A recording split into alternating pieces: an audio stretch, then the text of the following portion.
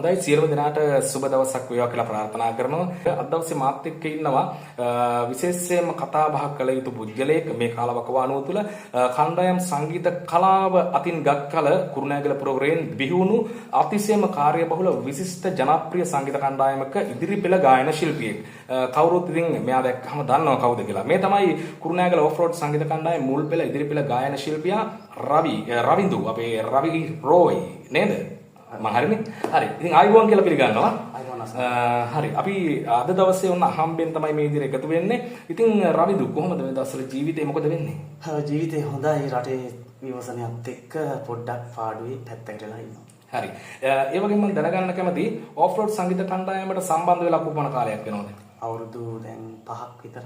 5ක් විතර. මීට ප්‍රථම වෙන සංගීත කණ්ඩායමක ඉඳලා සම්බන්ධ වුණා නැත්නම් පළවෙනි සංගීත කණ්ඩායමද? නෑ මම ඉස්සරවම ඉස්කෝලේ A level out වෙනවත් එක්කම බෑන්ඩ් එකක් හැදුවා පොඩි බෑන්ඩ් එකක්. ඒකෙන් එකසෝ එකක් ගැහුවට පස්සේ කට්ටිය පොඩ්ඩක් මිසින් වෙලා සින්සි වුණා. ඊට පස්සේ වරලා මම පොඩි කාලයක් නිහඬව ඉඳලා මට ආරාධනාවක් හම්බුණා කුරුණෑගල ඔෆ් රෝඩ් සංගීත කණ්ඩායමෙන් ගායක ශිල්පියෙක් විදියට. මට මතකයි ඔබ වාදකයෙක් විදියටත් গিitar වාදනයෙන් සංගීත කණ්ඩායමක දායකත්වයේ දුන්නා වගේ පුංචි මතකයක් තියෙනවා මං හරිද? මම ලීඩ් গিitar ගැහුවේ. හරි. ඉතින් ඊට පස්සේ හිතුණා ඒ පැත්තෙන් මිදිලා ගායන කෞශල්‍ය ඉහළ මට්ටමක තිබෙන නිසා වැඩි දෙනෙක්ගේ ඉල්ලීම නිසා ගායනයේ පැත්තට යමු වෙන්න. කොහොමද ඔෆ් රෝඩ් සංගීත කණ්ඩායමේ ගායන ශිල්පියෙක් විදියට සම්බන්ධ වෙන්නේ? එතකොට මම අපේ බෑන්ඩ් එක මම පටන් ගත්ත බෑන්ඩ් එක ඉවර කට්ටිය කැඩිලා ඒ බෑන්ඩ් එක ඇත්තටම නැති වුණා. ඊට පස්සේ වල මම ප්ලේ කරන එක ගෙදර නැති වුණේ නෑ. මම ප්ලේ කරන ගමන් පොඩි කාලයක් ගියා. ගියාට පස්සේ වල මම වෙනම ජොබ් එකකට ගියා. ඊට පස්සේ වල මට ආරාධනාවක් හම්බුණා අපේ බෑන්ඩ් එකේ බේස් গিitar වාදක ශිල්පියා කුරුණෑගල ඔෆ් රෝඩ් සංගීත කණ්ඩායමේ බේස් গিitar වාදකයෙක් ලෙස ඒවකට බෑන්ඩ් එකේ හිටියා. එතකොට එයාගෙන් තමයි අසේල දැනගෙන අසේල අපේ නායක අසේල ජයන්පති දැනගෙන ඉවරලා තමයි මට ආරාධනාවක් ලැබෙන්නේ සිං කරන්න ආරාධනාවක් ලැබෙන්නේ. හරි. එතකොට මම දැනගන්න කැමති පළවෙනි ප්‍රසංගය ඔබට ඒක දැවැන්ත ප්‍රසංගයක් වෙන්න ඕන. මොකද ඔබ මුල්ම ප්‍රසංගය ඔබට දැවුනේ කොහොමද? ඔබ මොන වගේ ප්‍රසංගයකට මුලින්ම ඔෆ් රෝඩ් සමග සම්බන්ධ වුණේ? මුලින්ම අවුරුදු කාලෙද එහෙම නැත්නම් මොන වගේ ප්‍රසංගයකටද ඔබ මුලින්ම සහභාගී වෙන්නේ? ඇත්තටම කිව්වොත් එහෙම මට හරියට මතකයක් නැහැ. ඒ වුණාට බෑන්ඩ් එදා අපිට තිබ්බේ බැටල් එකක් තිබ්බේ. ඒ කියන්නේ බෑන්ඩ් තිබ්බ 16ක්. බෑන්ඩ් 16ම එදා පැයක විතර කරේ අකිල අයත් ඉරියා අලවුන්ස් කරන්න ප්‍රෝග්‍රෑම් එකේ නම් මට හරියට මතක නැහැ. ඒකට තමයි සහභාගී වුණේ. ඇවිල්ලා ගමත් මට මතක නැහැ. හරි. අපි ඒ කතාව එහෙම පැත්තකට දාලා යමු. මට පසුගිය කාලවකවානුවේදී හමු වෙනවා ආදරණීය කතෘවරියක් ශ්‍රමිලා කුරුතුගේ මෙනවිය. ඉතින් එතුමිය හරහා ඔබට ගීතයක් ලැබෙනවා. ඒ ගීතය ඇත්තටම අපූර්ව ගීතයක්, අපූර්ව පද පෙළක්, අපූර්ව පද රචනයක්. ඒ ගීතය මේ වෙනකොට කොහොමද නිර්මාණය වෙන්නේ? මේ වෙනකොට ගීතයේ වැඩ කටයුතු අවසන්ද? කොයි කාලවකවානුවක් යාවීද අපේ ප්‍රේක්ෂක ජනතාවට මේ ගීතය අහන්න? මම හිතාන ඉන්නේ මේ අවුරුද්දේ නත්තල් වලට තමයි මම රිලීස් කරන්න හිතාන ඉන්නේ සංක. එතකොට දැන් මේ තියෙන තත්ත්වෙත් එක්ක මිනිස්සු සින්දුවක් අහන තත්ත්වයක නෙවෙයි ඉන්නේ. එතකොට මම සාමාන්‍යයෙන් මගේ දැන් මම හිතන විදිහට ජනවාරි ලං වෙලා හරි මේ විවසනේ ඉවර වෙනවත් එක්කම ඔයාලට අහන්න ලැබෙනවා. ඒකේ තව වීඩියෝ විතරයි තියෙන්නේ. ඔරිජිනල් රෙකෝඩ් අවුට් එක ගන්න තියෙනවා. ඒ වගේ තමයි සංකේත වෙලා. දැන් පුංචි පද හතරක් ගායනා කරන්න කිව්වොත් ඔබට ඒ අභියෝගේ බාර ගන්න පුළුවන්ද? ඒ ගීතේ පළවෙනි පද හතර පොඩි ගානක් කියමු. දුර යන්න හිතුවාද මාදලා හැමදාම මගේ නිල් නුවන් රිද්දලා නුඹ යන්නේ නුඹේ සතුට සොයා හිතවත්කම් යලි නෑ කිසිදා ඔබ නැතිව මට ඉන්න කියලා දියන්න. අති විශිෂ්ට පද රචනයක් එක්ක ඔබේ කටහඬත් දෙක සංකලනය වෙනකොට බොහොම අපූර්ව ගීතයක රසාස්වාදයක් අපේ ප්‍රේක්ෂකයන්ට අසන්නන්ට ඉදිරියේදී අනිවාර්යයෙන්ම මේ ගීතය වැළඳ ගන්න ගීතයක් වේවි. අනිවාර්යයෙන් ඒකේ ගෞරවය ලැබෙන්න ඕන ශර්මිලා කුරුප්පුගේ මැතිණිය. අනිවාර්යයෙන්ම අපි ඉතුමියට ස්තුතිවන්ත වෙනවා මේ මොහොතේදී. මුලින්ම මේ ගීතය මොකද ඔබේ හඬත් එක්ක ඒ ගැළපෙන ඒ ක්‍රමයට ඒ ගීතය ලබා දීම පිළිබඳව ඇයට අපි ස්තුතිවන්ත වෙනවා ශර්මිලා කුරුප්පුගේ මහත්මියට. ඒත් එක්කම රවිදු ඕෆ්රෝඩ් සංගීත කණ්ඩායමේ නායකත්වය අසේල ජයන්පති ඔබේ නායකයා එහෙම නැත්නම් ඔබේ ගුරුතුමා කිව්වොත් මම නිවැරදි. මොකද හිතන්නේ ඔහු මේ යන ගමන් විලාසය එහෙම නැත්නම් ඔහු මේ සංගීත කණ්ඩායම දිගටම පවත්වාගෙන යාවීද? ඔබට දැනෙන විශ්වාසය කොහොමද සංගීත කණ්ඩායම පිළිබඳව? ඇත්තටම අසේල ජයන්පති කියන්නේ ලොකු සල්ලිකාරයෙක් නෙමෙයි අසක්. එතකොට එයාගේ ලොකු ජීවිත කතාවක් තියෙනවා මියුසික් එක්ක බැඳිච්ච බෑන්ඩ් එක හදන්න ඉන්ස්ට්‍රුමන්ට් ඔක්කොම එකතු කරලා රට ඉඳලා ගෙන ආපු ලොකු කතාවක් තියෙනවා. ඒක මම කියන්නේ නැහැ. එතකොට ඇත්තටම එයාගේ මැනේජ්මන්ට් එක ගැන එයා දෙන කමිට්මන්ට් ගැන එයා කිව්වොත් එහෙම මේ කාලේට මම මේ දේ කරනවා කියලා අනිවාර්යෙන් ඒක කරලා තියෙනවා.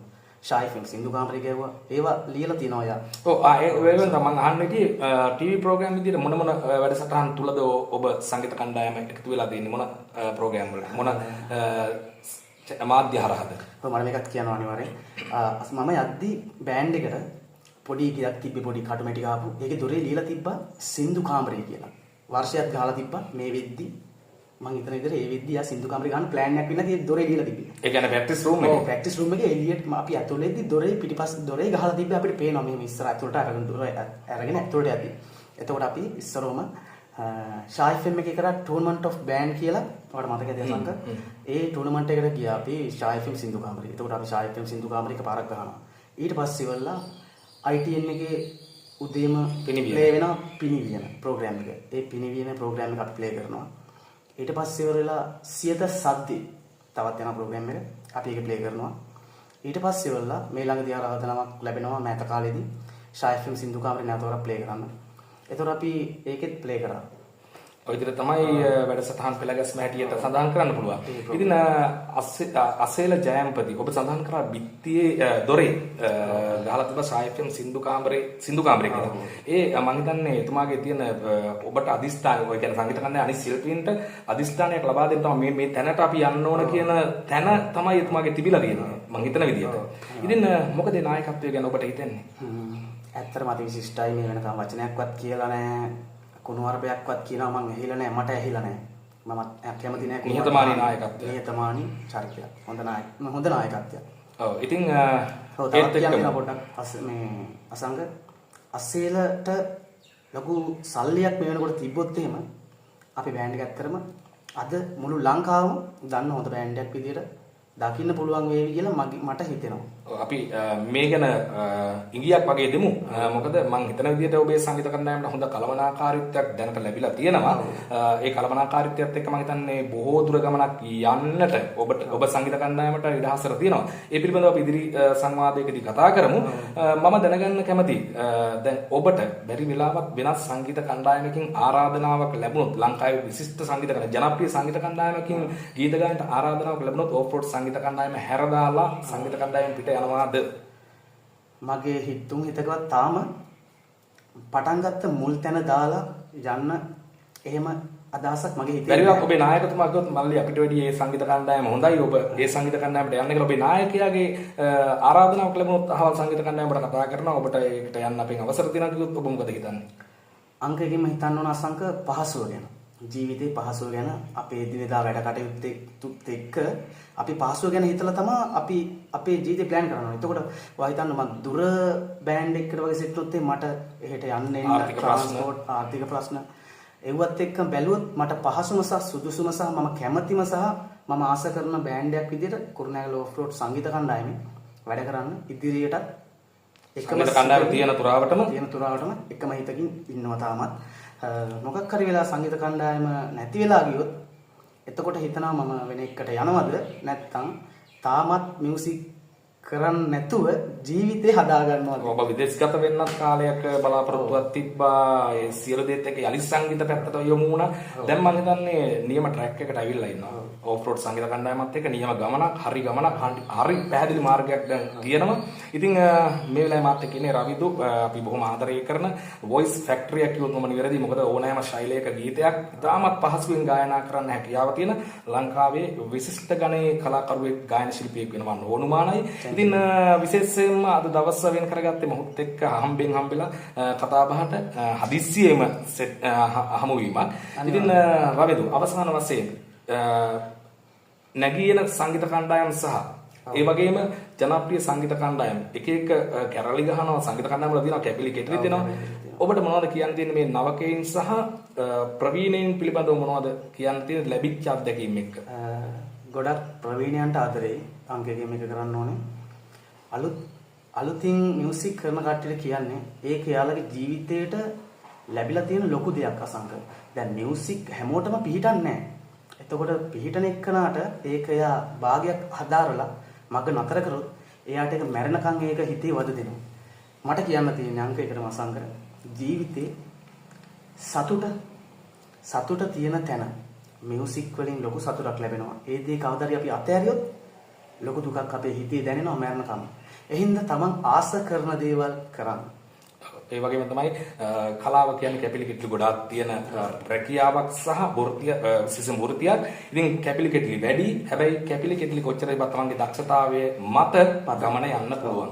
එහෙනම් රවිදු බොහොම ස්තුතියි. අපි අන්තිම වතාවට පුංචි ගීතයක කොටසක් අහන්න කැමති දමිළ ගීතයක වගේ පද හතරක් අහන්න තිබුණා නම් ගොඩාක් වටිනවා. මොකද අපි ප්‍රේක්ෂකයන්ට දමිළ ගීතයක පද හතරක් අපි කියමුකෝ. තුලි තුලි තුලි මලයයි වන්දාලේ චුඩ චුඩ චුඩ මරදෙල් போனாலே பார்த்தால் பார்க்க தோன்றும் பேரை கேட்க தோன்றும் பூ போல் சிரிக்கும் போது காற்றாய் பறக்கிய தோன்றும் சொல் சொல் அவனிட சொல் எங்கே காதல் சொல்லுதடா சொல் சொல் அவனிட சொல் எங்கே காதல் சொல்லுமடா அழகாய் மனதை பறித்து விட்டாலே. රයිට්. ඒ වගේ අපි සංගීත කණ්ඩායම් ප්‍රසංගයකට හෝ යම්කිසි උත්සව අවස්ථාවකට සම්බන්ධ කරගන්නවා නම් දුරකථන අංකය සඳහන් කළොත් සංගීත කණ්ඩායමේ අපේ අසේල ජයම්පති තමයි අපේ සංගීත හැමදේම කන්ටැක්ට් ඔක්කොම කරගන්නේ. මම එයාගේ නම්බරේ දෙන්නම්. අපි පහළ තීරුවේ අනිවාර්යයෙන්ම ඔෆ්රෝඩ් සංගීත කණ්ඩායමේ දුරකථන අංකය සඳහන් කරනවා. එහෙනම් රවිදු බොහොම ස්තුතියි අද මේ කතා බහට මාත් එක්ක එකතු වීම පිළිබඳව. ඉදිරියේදී අපි ලස්සන වීඩියෝ එකකින් හමු වෙන්න බලාපොරොත්තු වෙනවා. සංගීත කණ්ඩායමේ පුහුණු වීම අතරතුර මම සූදානම් වෙනවා ඔබ සංගීත කණ්ඩායම හා සම්බන්ධ වෙන්න. එහෙනම් හැමෝටම ජය වෙන්න සුබ වෙන්න කියලා ප්‍රාර්ථනා කරනවා. මේ විවේචනයත් එක්ක රටේ තියෙන මේ දුක්බර දින කීපය මගහැරිලා ඉදිරි කාලයේදී දැවැන්ත ප්‍රසංග වේදිකාවෙන් මගේ නිවේදනයත් එක්ක හමු වෙන්න කියලා බොහොම බලාපොරොත්තුව ඇතුව අදට සමුදෙනවා රවි රෝයි. එහෙම නැත්නම් රවිදු අපේ ආදරණීය ඕප්‍රෝඩ් මුල් පෙළ ගායන ශිල්පියා. බොහොම ස්තුතියි අද දවසේ අපිත් එක්ක ඉඳනාට. ජය වේවා. අයිබෝන් ජය.